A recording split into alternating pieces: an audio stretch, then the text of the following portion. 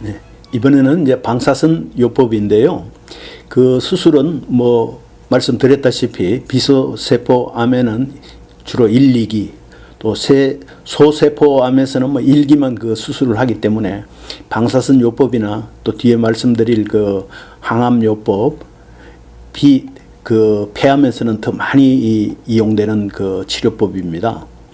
그래서 우선 방사선 그 치료 혹은 방사선 요법에 대해서 말씀드리면, 이 방사선 요법이라는 게 그 고에너지의 이제 그 엑스레이, 엑스선을 우리 몸 바깥에서 이제 쬐어 가지고 암을 그 이제 그 축소하는 방법이죠.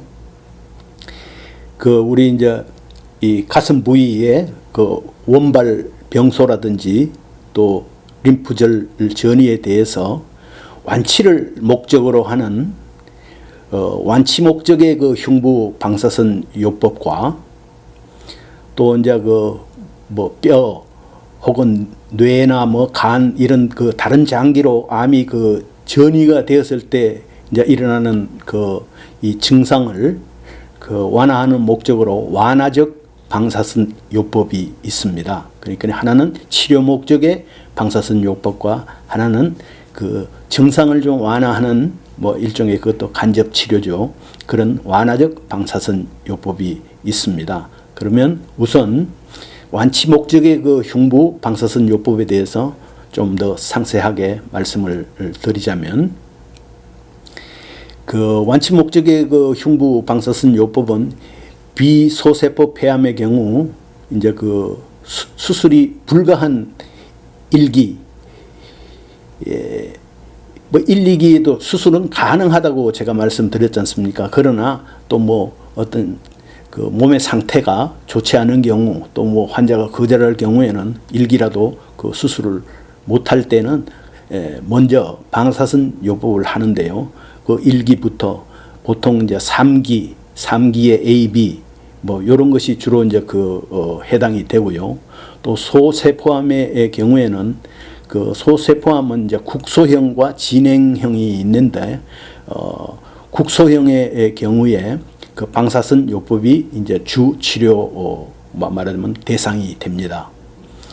그 이제 우리가 이제 그 폐암의 경우에 보면 이제 신체 바깥에서 이제 그 환부에 있는 폐나 림프절을 그 이 타겟으로 해가지고 방사선을 이제 쬐입니다. 일반적으로 보통 그 주 5일 월화수목금 이렇게 하루에 한 번씩 이제 이 설량, 그 그레이라고 그러는데요. 그 설량을 이제 뭐 책정을 해가지고 1, 2, 3, 4, 5, 5번 그렇게 하고 토요일, 일요일에는 보통 쉽니다. 요거를 보통 이제 그 3주 내지 6주, 그러니까 요게 이제 3사이클 내지 6사이클을 방사선 치료를 받는 거죠. 또 그 최근에는 그 소세포 폐암에 대해서는 그 1일 그 조사하는 방사선 양을 예를 들어서 10이라면 요걸 5로 줄여 가지고 하루에 2번 하는 것을 이제 가속 다분할 조사라고 합니다. 그렇게 이제 보통 방사선을 이제 쬐지요. 방사선은 그 세포를 이제 그 방사선을 맞은 소위 피폭이 된 그 세포는 암세포나 그 주변의 정상 세포들도 소위 말해서 이제 그 세포 내에 어떤 그 조직이 피폭이 돼 가지고 이게 서서히 이제 죽어가는 이런 그 기능을 이용해 가지고, 그 효과를 이용해 가지고 이제 방사선을 보통 치료를 합니다. 그러니까 보통 월화수목금 하루에 한 번씩. 그 다음에 소세포 폐암의 경우에는 그만큼 그 이제 그 환부에 그 방사선을 쬐면 이제 이 힘이 드니까, 환자가 힘이 드니까, 그래서 그걸 설량을 반으로 줄여서 하루에 2번 이렇게 이제 보통 하는 것이, 그 이유는 뭐냐 하면 그만큼 부작용을 좀 줄일 수 있다. 그런 그걸 생각해서 그렇게 나누어서 합니다. 그러면 또 방사선을 쬐면 뭐 부작용은 없느냐? 방사선도 당연히 부작용이 있습니다. 그래서 이 방사선이 쪼여진 그 부위에 이제 조직에 어떤 이 문제가 생기는데요. 이게 대충 보면 이 폐렴이 염증이 생긴다든지 폐에 쏘았으니까 이제 폐에 염증이 생기면 폐렴, 그 다음에 또 식도 부위 이런 부위에 또 염증이 생기고 또 이 결국 피부를 통해 갔으니까 제일 영향을 많이 받는 부위가 안에 있는 폐가 아니라 이 바깥에 있는 피부이지 않습니까? 그래서 이런 이제 부작용이 피부의 염증, 그 다음에 식도의 염증, 폐의 염증, 이런 염증이 생기는 것이 이제 제일 큰 그 부작용입니다. 그 외에도 이제 그 부작용을 좀 더 상세하게 보면 뭐 기침이 많이 난다든지 가래가 또 많이 끓고 열이 나지요. 왜냐하면 방사선이 쪼인 부위에는 이 조직, 세포나 조직이 죽기 때문에 서서히 죽어가기 때문에 거기서 또 열이 나고요. 폐의 일부 기능이 또 그렇게 아무래도 그 방사선을 맞았으니까 숨이 차단다지 이런 증상들이 전부 부작용이 되겠습니다. 그래 이런 것들은 이제 우리가 어느 정도 느낄 수 있다, 환자가요. 그런 걸 이제 자각 증상이 있기도 하지만은 결국 그 폐의 한 부분이 이 작용을 못 하니까 폐가 우리가 숨을 쉬면 숨 쉬는 호흡기를 따라서 산소가 들어가서 폐에서 이제 몸 속을 한 바퀴 돌고 나온 혈액에서 나오는 이산화탄소는 빼내고 산소를 계속 공급을 해야 되는데 아무래도 폐의 어느 부위가 이게 그만큼 말을 안 들으면 몸속으로 들어가는 산소량이 부족하기 때문에 생기는 병이 저산소 혈증이라는 게 생기거든요. 이제 이게 같이 이제 수반이 되어서 이제 또 방사선에 이제 방사선으로 인한 폐렴이 생기고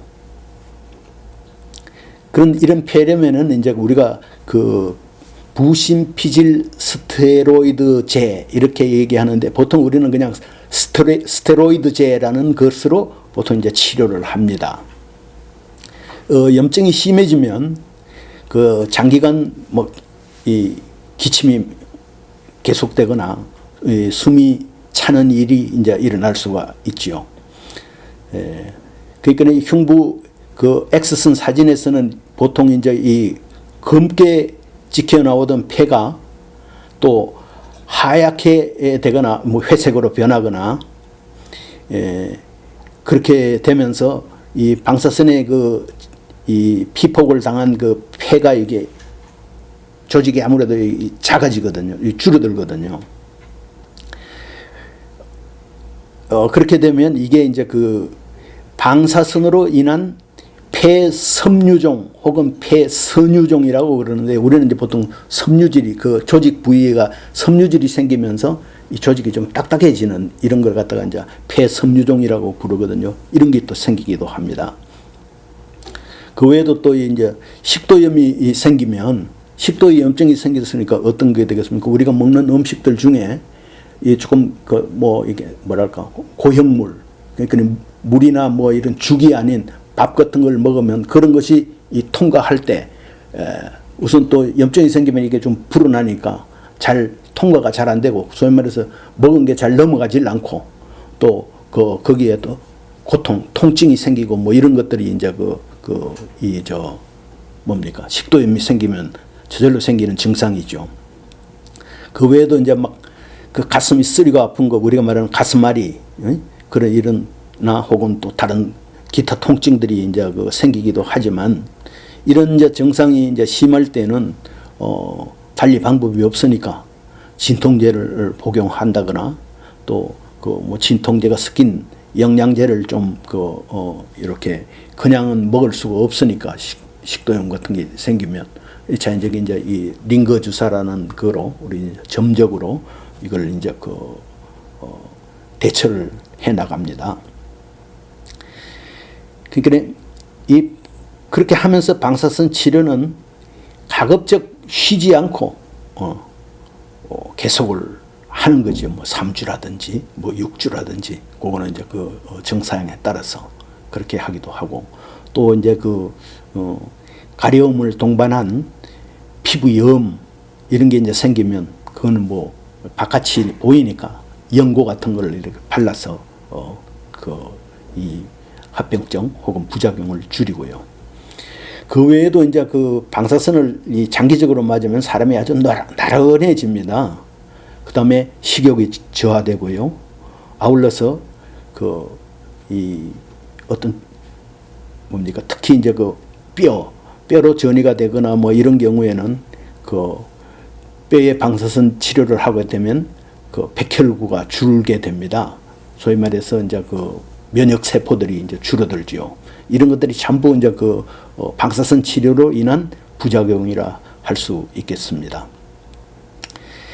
그래서 이제 이 증상이 심해지면 우선 부작용으로 인하여 생기는 증상부터 치료를 해야 되고요.